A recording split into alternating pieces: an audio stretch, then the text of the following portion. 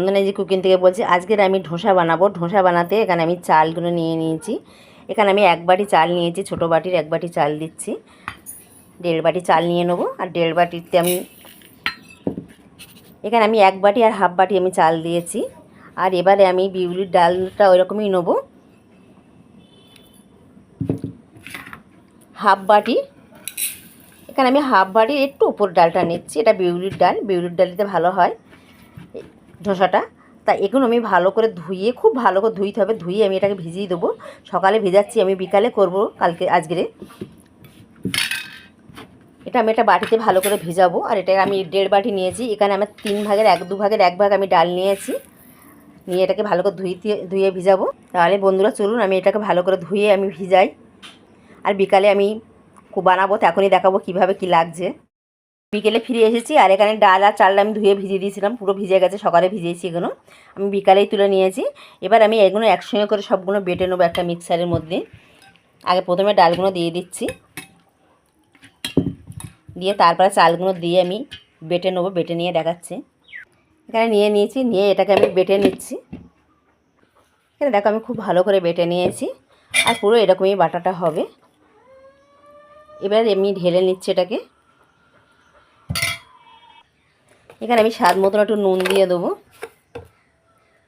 নুন দিয়ে খুব ভালো করে একটু ফাটিয়ে নেবো। খুব ভালো করে একটু ফাটালে খুব ভালো হবে ধোসাটা। তাই এখানে ভালো করে ফাটিয়ে নিচ্ছি। আর আমার ধোসার ব্যাটারটা পুরো রেডি হয়ে গেছে। এবার আমি আলুর পুরগুলো করে নেবো। এখানে আমি সর্ষে নিয়েছি, ছোলার ডাল নিয়েছি, নারকেল নিয়েছি, কারি পাতা নিয়েছি, শুকনো লঙ্কা নিয়েছি। এইগুলো দিয়ে আমি চাটনিটা বানাবো। আর এখানে আমি ধোসার ব্যাটারটা করার জন্য, ধোসার ব্যাটারে যে এগুলো ভিতরে দেওয়ার জন্য, এটা আমি আলুর পুরগুলো করে নিয়েছি। এখানে কারি পাতা নিয়েছি, শুকনো লঙ্কা কুচিয়ে নিয়েছি, পেঁয়াজ কুচিয়ে নিয়েছি, কাঁচা লঙ্কা নিয়েছি। এই কটা উপকরণ দিয়ে আমি ভিতরে আলুর পুরটাকে বানাবো। আর এটা চাটনিটা বানাবো। এখানে একটা কড়া আমি বসিয়ে দিয়ে দিয়েছি। এখানে আমি সাদা তেল দিয়ে দিচ্ছি। তারপরে আমি সর্ষে ফোড়নটা দিয়ে দেবো। এখানে আমি শুকনো লঙ্কা দিয়ে দিচ্ছি, কারি পাতাগুলোও দিয়ে দিলাম।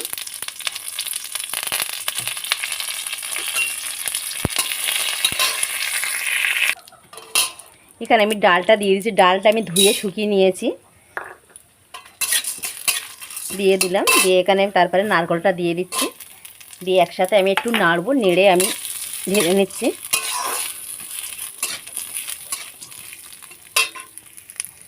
এটা হয়ে গেছে, আমি ঢেলে নিলাম। এখানে একটা বাটিতে আমি ঢেলে নিয়েছি। আর এবার একটু জল দিয়ে আমি ভিজিয়ে রাখবো একটু কিছুক্ষণ। দিয়ে ততক্ষণ আমি আলুর পুরটা করে নেবো। আবারও আমি ওই কড়ার মধ্যে আমি সাদা তেল দিয়ে দিচ্ছি। এখানে আমি সর্ষে ফোড়নটাও দিয়ে দিলাম, শুকনো লঙ্কা কুচিগুলো দিয়ে দিচ্ছি। একটু লাল হলে তারপর আমি কারি পাতাটা দিই। এখানে কোচানো পেঁয়াজগুলো দিয়ে দিচ্ছি, কাঁচা লঙ্কাও দিয়ে দিলাম, কারি পাতাগুলো দিয়ে দিচ্ছি। সবগুলো আমি দিয়ে দিলাম, দিচ্ছি, নেড়ে নিচ্ছি।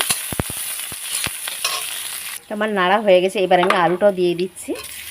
আলুটাকে আমি একটু ভেঙে নিলাম।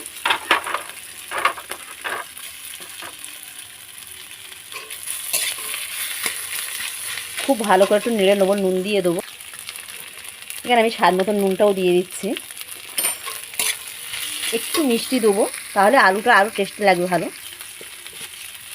এখানে এতটুকু চিনি দিয়ে দিচ্ছি। এখানে আমার আলু পুরটা রেডি হয়ে গেছে। এটাকে আমি ঢেলে নিচ্ছি।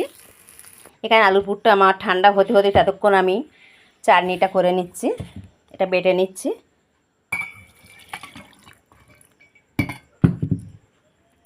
এখানে আমি স্বাদ মতো নুন দিয়ে দেবো। নুন চিনি এটা দুটোই লাগবে। এখানে আমি হাফ চামচ 1 চামচ চিনি দিয়ে দিলাম।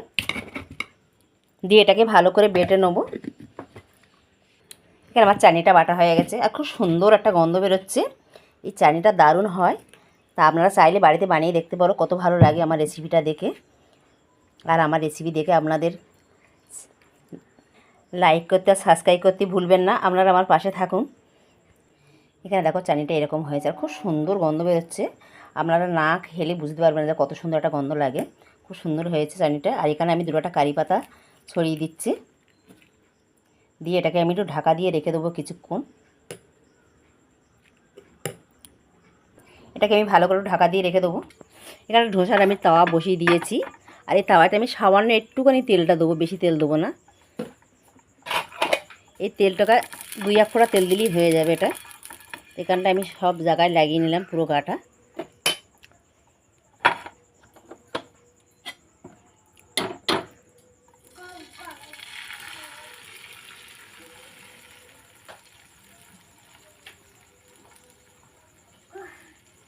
এটা খুব পাতলা করব।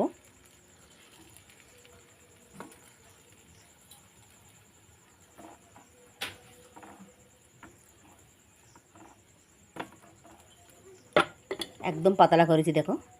এবার একটু হয়ে আসলে তারপর আলুটা দিয়ে দেবো। আপনারা চাইলে ঢাকা দিতে পারো, আমি ঢাকাটা দিলাম না। এখানে আমি আলুগুলো এবার আস্তে আস্তে আস্তে লম্বা করে আলুগুলো দিয়ে দেবো।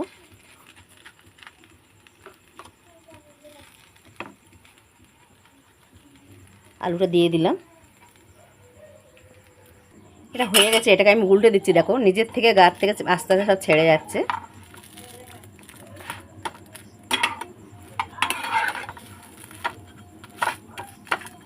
একদম পাতলা, আর এই পাতলাটা খেতে দারুণ হয়।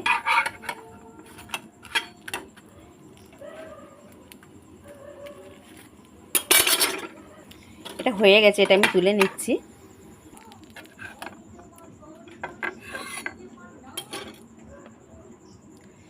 আবারও আমি তেল দিইনি, এমনি শুধু ব্রাশটাই আমি লাগিয়ে নিচ্ছি।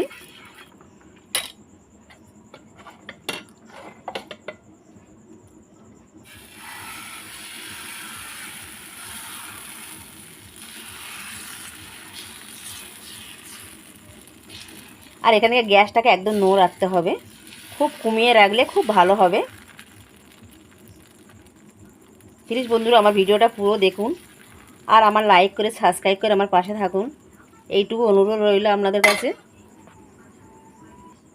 এখানে আবারও আমি আলুটা দিয়ে দিলাম আর একটা। সবগুলো আমি এইরকমভাবেই করি। আমার এটাও হয়ে গেছে, আমি তুলে নিচ্ছি।